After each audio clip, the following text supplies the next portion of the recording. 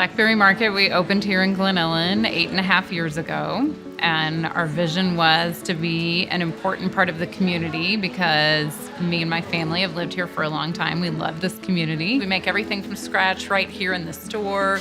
My favorite thing about having Blackberry Market and owning this business is being able to create meaningful connections. We've become part of people's everyday life, whether they're showing up here to work or for their morning coffee. It's just been a fabulous way to weave into people's everyday lives and have meaningful connections.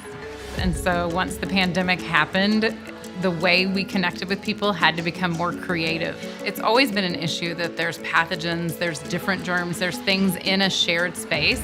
And so the idea of adding air purifiers for the short term, but also for the long term, so customers can still feel safe about being in the space was really important to us. It's important to me that it's a safe place for our employees to work so they can show up and feel confident that we're doing everything we possibly can, and air purifiers are helping make this a safer place for them to work and spend time in every day. The most important thing for customers right now is feeling comforted and safe, and the air purifiers are a huge part of that.